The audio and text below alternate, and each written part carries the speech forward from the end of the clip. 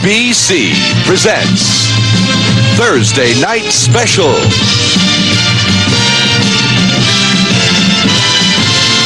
I'm happy tonight. I'm not worried about anything. I'm not fearing any man. Who killed Martin Luther King Jr.? Dr. King, as you already know, is the most eloquent and effective civil rights spokesman in our history until he was shot dead on a motel balcony in Memphis, Tennessee 9 years ago. The night before his assassination, Dr. King gave a speech that was a chilling premonition of his own death. Began to talk about the threats that were out. What would happen to me from some of our sick white brothers. Well, I don't know what will happen now, but it really doesn't matter with me now, because I've been to the mountaintop. I don't mind. Like anybody, I would like to live a long life. Longevity has its place, but I'm not concerned about that now. I just want to do God's will. And He's allowed me to go up to the mountain. And I've looked over and I've seen the promised land. I may not get there with you, but I want you to know tonight that we as a people will get to the promised land.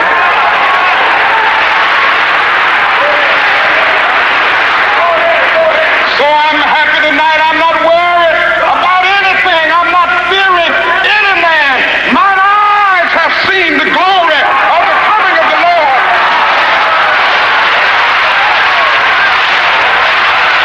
Our first guest this evening is the comedian, social activist, humanitarian, and old friend of Dr. King, Dick Gregory, and an old friend of mine. Fine. God bless you. Bless you. Welcome. How do you feel when you see that? God, what can you say? You know, I've reflected many times on, what we really lost. Not what he meant on television, but quietly in talking to you. It was never honky or those white folks, of which many of us black folks feel we have to do to communicate with our brothers and sisters. And he never said nothing with you quietly about that whole movement that he couldn't say it on worldwide television. That never changed. There was a peace about him in the midst of all the nonsense. And I never understood it then. I know it now. In St. Louis, Missouri, they named a street after me. Dick Gregory Place runs into Martin Luther King Drive, and I go back and I look at that because that's the story of my life. I bumped into King and it changed my whole life. Last year I ran from Los Angeles, California to New York City. Not one insult, at no time was my life endangered at all. Martin knew that 10 years ago that there will be a day when you as a black human being with a white or another black human being can go all the way across this country. And that was the peace that he had. He knew, and we didn't know where it was going. I know now that America is mature enough to accept all types of truths, although we don't want to deal with the truth, but when the truth is presented to us, we can handle it, and he knew that, and that I didn't know. How did you get involved in this inquiry, the reinvestigation of his assassination? When Mark Lane called me and said, I have something I want you to hear, and when I listened to Mr. Murdoch, I knew that was the connecting point. I knew that was the one thing that would get it over. It's a former FBI agent that we'll be speaking with, Arthur Murtaugh, later on in the program. Dick mentions Mark Lane. He is the co-author with Dick Gregory of a book on the King assassination. The book is called Operation Zorro. Mark Lane, who I'm sure you all know, is no stranger to this program. He's a veteran conspiracy investigator. He is an attorney. He is an author. and another friend. Hi, Mark. Hi, how are you, Geraldo? Thank you again for raising this question when it has to be raised in America. I have to say that we have moved heaven and earth on this program, trying to get an official spokesman from the Department of Justice to come on to contradict some of the things that you are about to hear from Mark and Dick and Arthur Murtaugh, the FBI agent. The people at the Department of Justice, specifically Michael Shaheen, told us that they rely entirely on this official report of the Department of Justice Task Force to review the FBI Martin Luther King Jr. security and assassination investigations. And Mark, before we start, I want to read some of those official conclusions into the King assassination. I'm quoting from page 64. In all the years following the assassination, the FBI investigation has failed to reveal any connection between any alleged conspirators and James Earl Ray, including those alleged by Ray himself. Moving on to recommendations on page 143. The task force does not fault the technical competence of the investigation conducted into the death of Dr. King. We found no new evidence which calls for action by state or federal authorities regarding the King assassination. First of all, I'd like you to reply to the official position. The official position that the FBI in all of these years has not found any additional evidence regarding the death of Dr. King is understandable when one looks at all of the evidence, which I think establishes beyond question that people employed by the Federal Bureau of Investigation must be considered to be prime suspects in the murder of Dr. King. Therefore, to allow a group in the Atlanta office called the Destroy King Squad, established by Mr. Hoover to destroy Dr. King, to conduct basically the entire investigation into the murder of Dr. King is to say that we don't really expect to find out anything from them. And the conclusion that the task force of the Department of Justice has found no additional evidence, I think that's probably true, and that's because if you read the opening of the task force report, it states that that was not their job. They were just going to look into and see how the FBI did. In any event, I think what is so clear now with the Gallup poll showing that 11% of the American people believe that Oswald did it alone, 18% of the American people believe that James R. Ray did it alone. What is required for the American people is not another Warren Commission report, a sealed volume with conclusions, but the evidence unfolded before our eyes so the American people can see the evidence and reach their own conclusions. And that's what we have all been calling for all these years. Unfortunately, Congress is now moving in that direction. Okay, Congress is moving in that direction, but set the scene for our viewers tonight. Martin Luther King is in Memphis, Tennessee. There's a sanitation strike. He's gone to support the sanitation workers in their struggle. He's staying in a place called the Lorraine Motel. Yeah, why was he there, first of all? Okay, it's April 1968. Take it from there. All right, he had been there in March 28th, to lead a nonviolent demonstration, which was what he always led, of course. That was turned into a violent confrontation. We now know was done by agent provocateurs associated with the Federal Bureau of Investigation, who turned a nonviolent march into a violent confrontation with the Memphis police. And in the melee and in the actions that followed, one young black man was shot to death. Many people were maced. I think it was the first time mace was used against Americans in the streets of our cities. And Dr. King, therefore, was compelled to return. All right, so he's in the Lorraine Motel. I also have to add, in fairness, because I have to play the part of devil's advocate to the extent that the official people have refused to come on the program. They say that their investigation concludes that the FBI did, in fact, have a, quote, destroy King squad that we'll be getting into, but they say that they can take no criminal action against anybody responsible for those actions because the statute of limitation has passed, or the guilty people, rather, have either died or retired, and that the only people left in the FBI who could be held responsible, at least administratively, it would be unfair because they were only taking orders from their superiors. The report also says that the FBI is cleared of any criminal involvement in the King death. I just have to say that as a matter of record. Sure, they cleared themselves. There's no question about that. They said that there was no involvement, but I think the Congress, in looking at the facts, may come to a different conclusion. Let's talk about the facts now. All right, now we have Dr. King in place at the Lorraine Motel. He has a 10-man security squad. Yeah, at one point, and then it was reduced to 2 men. The man in charge is Ed Reddit, the black detective. He's there because Reverend Billy Kiles, who was Dr. King's host, asked that Reddit be in charge of security. He's there. At 4 o'clock in the afternoon, Lieutenant Arkin, the head of domestic intelligence squad, the Memphis police, drives up and says to Reddit, Holloman has to see you at once. Holloman was the director of fire and police in Memphis, the only man ever to have been the director of both, and he just came in a short time before then. He incidentally had been a high-ranking official, Mr. Holloman had, in the FBI for 25 years. In fact, he had been the chief inspector who personally ran Mr. Hoover's office for 8 years prior to this time when he took over this new job. Holloman called in Reddit, and he said to Reddit, you see this gentleman? This man is from the United States Secret Service. He's just flown down from Washington because it's a death threat against you. A group in Mississippi has conspired with people in Missouri, and they're here in Tennessee with guns looking for you. So I'm putting you at home. Reddit protested, but he was taken home. And he kept on saying, but I'm in charge of security. There's only one man there. He won't be able to do anything without me. And the answer was, this is a direct order. And while Reddit was in his car in front of his house saying, can't I go back? This is a delicate time. Dr. King will be leaving the Lorraine Motel. They heard on the radio that Dr. King had been shot. Okay, summing up again. A 10-man security force cut down to 2 men. One of the 2, Detective Ed Reddit, is taken off the case. He was the man in charge. He was the man in charge, okay? We have a brief film clip now I'd like you to see, ladies and gentlemen. It was an interview conducted by ABC correspondent Gil Noble and Detective Ed Reddit. The question asked of Detective Reddit is, why do you think you were taken off the case? I think because whoever pulled the trigger, I could identify. That was Detective Ed Reddit, who was chief of Martin Luther King security detail in Memphis before he was removed from the case. Now, Mark, you spoke with the alleged assassin, James Earl Ray himself. Here's the interview. Dr. King was killed at about 6 o'clock. What time did you first get to the room?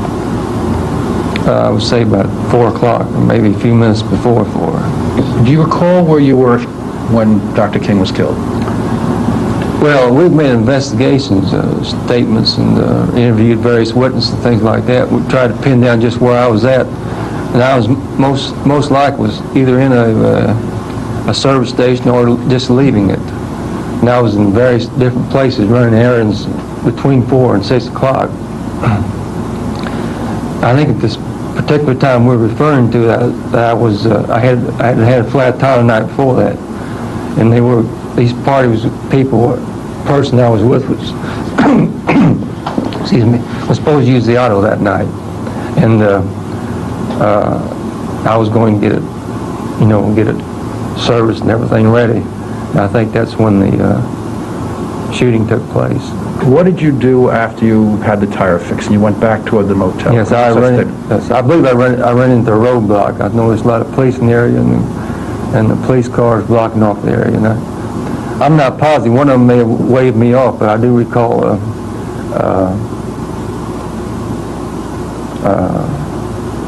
police in the area, and I went the other direction naturally. Why naturally? Well, at the time I was a fugitive from Missouri, and it wouldn't have made any difference anyway. I was still left the area if police were in the area.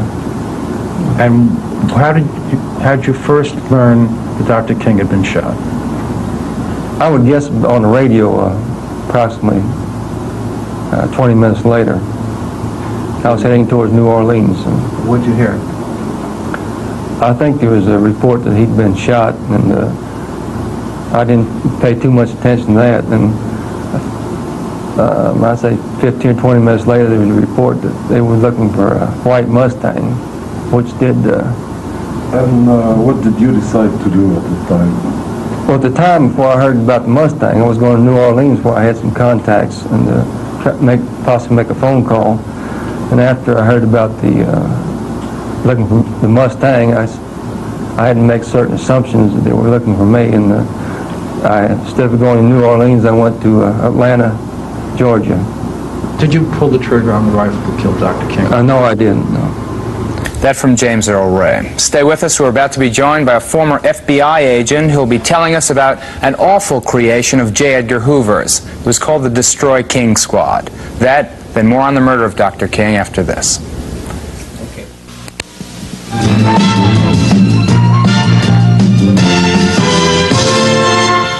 Dick Gregory, Mark Lane, and I have been joined by a retired special agent for the FBI. His name is Arthur Murtaugh. He joined the Bureau in 1951 and served as a special agent until his retirement in 1971.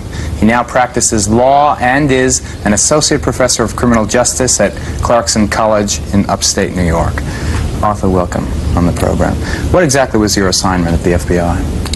I was a special agent in the FBI for 20 years in different parts of the country. I spent the last 11 years in Atlanta. All right. Did you witness or participate in any efforts by the FBI to discredit Dr. King? I did not participate in them, but I was aware about 1962 that a very carefully orchestrated vendetta had been organized to discredit Dr. King.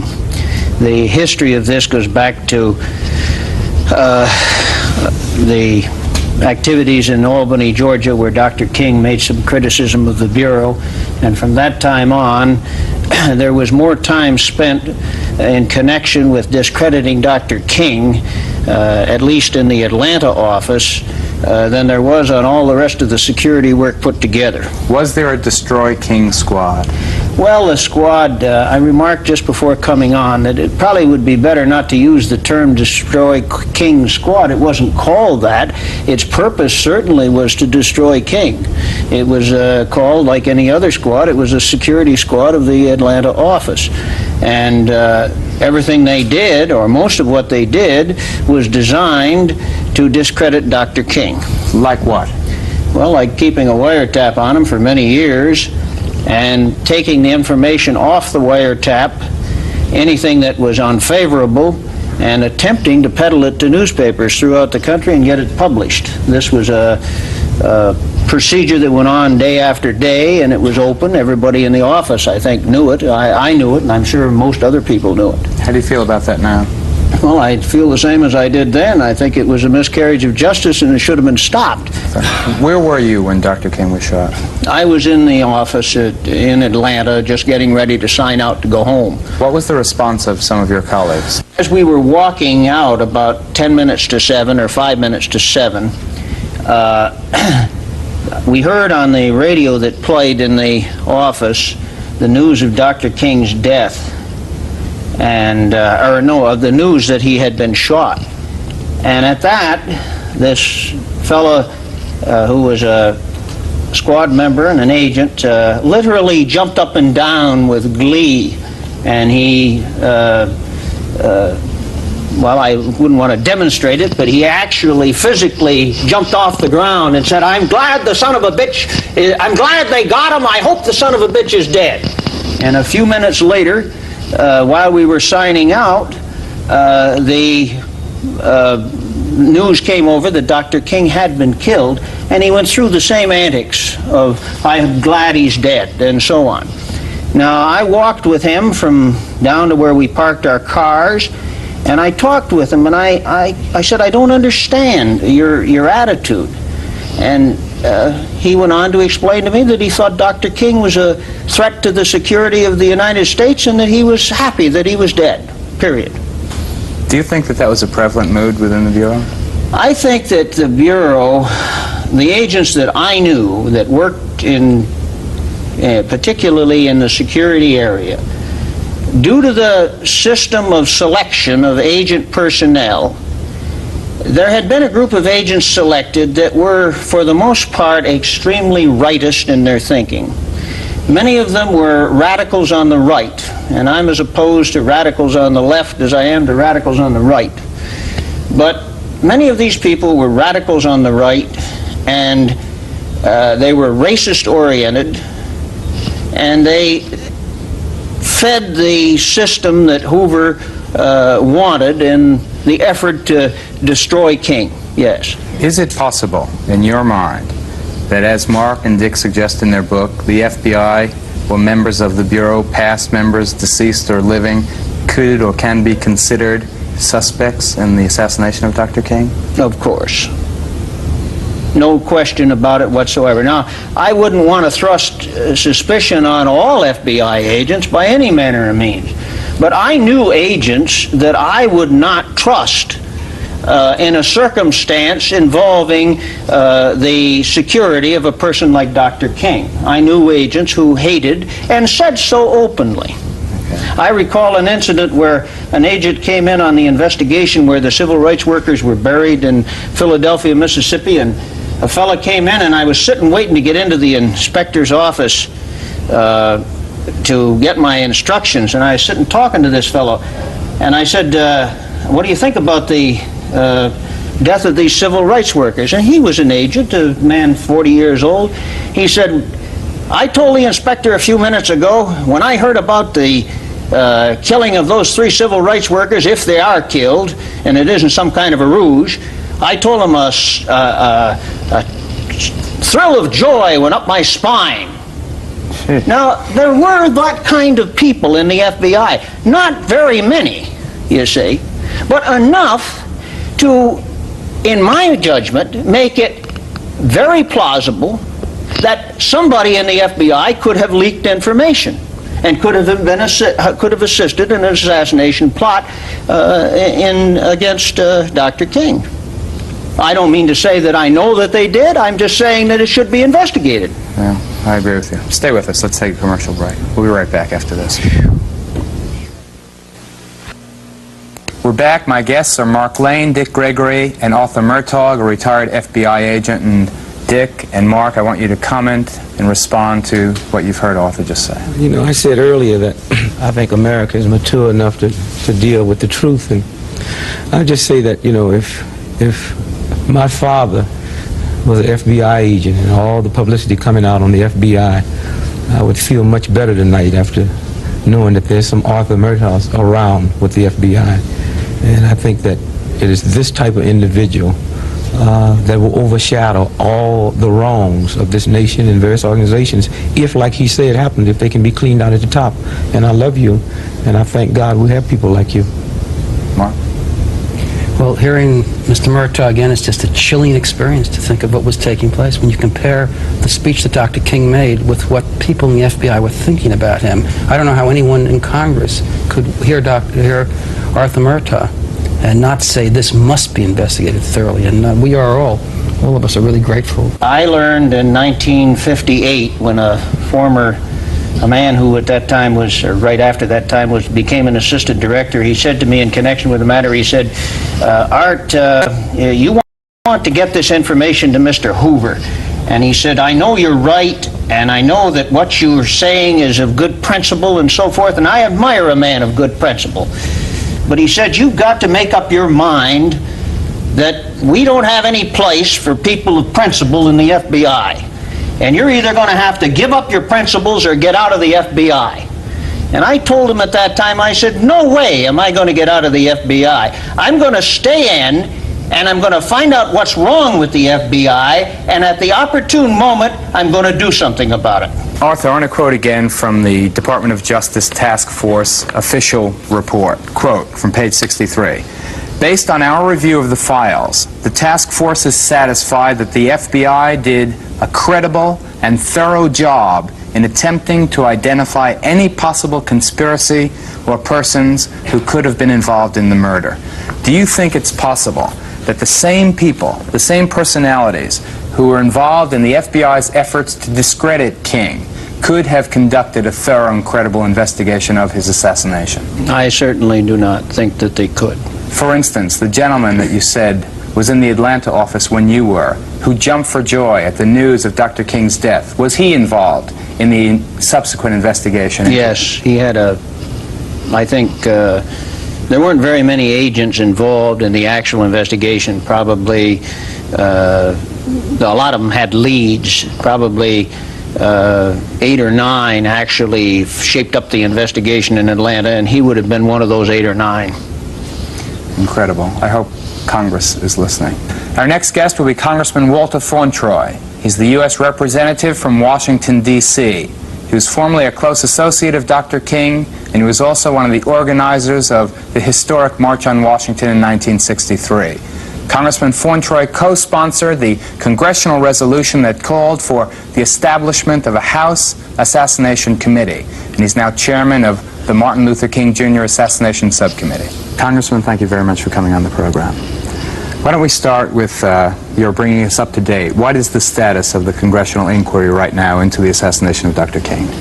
We are pursuing two lines of inquiry. First, we are reviewing all available data on investigations conducted by state, local, and federal authorities on the matter. And then secondly, we're pursuing previously unpursued leads, and some new leads that have come to us since we've begun the investigation. What do you think about the evidence contained in the Gregory Lane book? Well, quite frankly, it was astounding evidence, and it was that evidence which prompted me to move in the House to sort of reopen the whole question. In March of 1976, the whole question of an investigation had sort of failed in the Rules Committee, but once I had gained access to this information and moved around the Hill talking to leadership, we decided to open the question again, and that resulted in the committee being established. Tell me frankly what the sentiment is in Congress. Do you think a meaningful search for the truth is possible? I think a meaningful search for the truth is possible, and that in fact we're going to find out the truth. I believe that. I have been somewhat puzzled by the attitude I found among some people on the Hill and in the country at large that seem to say, leave it buried, we don't want to know. I think we're going to know. Dr. King used to say, truth crushed to earth will rise again. I think it's going to rise, and this committee will preside over the resurrection of it. I certainly hope so. Congressman, thank you very much for coming out. Now, even if we take as an established fact that James Earl Ray was a raging bigot whose blind hatred of the civil rights movement knew no rational bounds, and even if we conclude that Ray had a wild yearning for recognition, as some of the official historians say, and even if we find that Ray thought he could earn instant money from some grateful admirer if he could pull off the murder of Dr. King, even if we establish all those things as undeniable fact, then still there are questions crying out for truthful answers. Who, for instance, provided James Earl Ray with the money he used to travel and purchase cars and cameras and even dancing lessons during his year of freedom, following his escape from Missouri Penitentiary and including his murder of Dr. King, his alleged murder? Why was Detective Ed Reddit removed from duty 2 hours before Dr. King was assassinated? And finally, why was the Justice Department investigation permitted to rely so heavily on the findings of the FBI, investigators who, if anything, shared James Earl Ray's awful animosity toward Dr. King and the cause Dr. King did so much to advance, the cause of justice and civil rights? Hopefully, the Congressional Select Subcommittee will now put politics aside and continue its work with a meaningful search for the truth. A great American was brutally murdered, cut down in the prime of his life and in the midst of his mission. And the American people, all of us, deserve to know who all was responsible. We'll be right back after this.